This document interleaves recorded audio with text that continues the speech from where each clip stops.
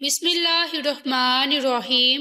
عائشہ Islamic history کی پیاری بہنوں اور بھائیوں، السلام علیکم۔ آج کی اس ویڈیو میں آپ کے ساتھ 8 رمضان المبارک کے دن کا ایک خاص وظیفہ، یعنی کہ آج کے دن کا ایک خاص وظیفہ، ایک خاص عمل ذکر کروں گی۔ آپ نے آج 8 رمضان المبارک اور اتوار کے دن یہ ایک وظیفہ، یہ ایک خاص عمل کرنا ہے، جس کی برکت سے اللہ تعالیٰ کی ذات آپ کو تمام قسم کی پریشانیوں اور مصائب سے نجات ملے گی۔ اس عمل کی برکت سے ہم اللہ کے ساتھ قربت میں رہ کر اپنے ایمان کو بڑھا سکیں گے۔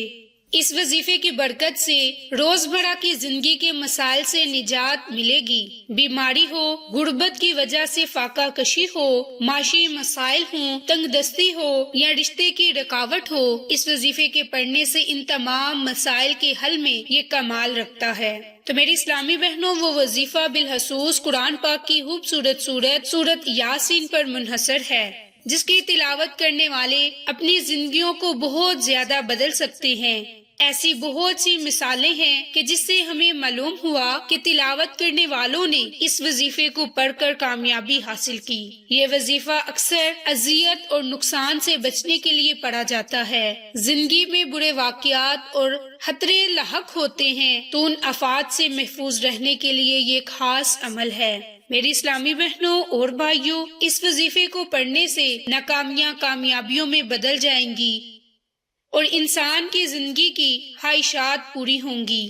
میری اسلامی بہنوں اور بھائیوں، اس قرآنی سورت کی برکت سے ہر حاجت پوری ہوتی ہے۔ بارش میں اتنی بوندیں نہیں برستی جتنی سورت یاسین پڑھنے والے پر اللہ کی رحمتیں برستی ہیں۔ اور یہ رمضان المبارک کا مہینہ ہے، تو اس رمضان المبارک میں قرآن پاک کی تلاوت کرنے پر بہت زیادہ اجر و ثواب ملتا ہے۔ میری اسلامی بہنوں اور بھائیوں، ہمارا مقصد اللہ تبارک و تعالیٰ کو راضی کرنا ہو، تاکہ خداوند کریم سے ہم زیادہ سے زیادہ انعامات اور نعمتیں حاصل کر سکیں۔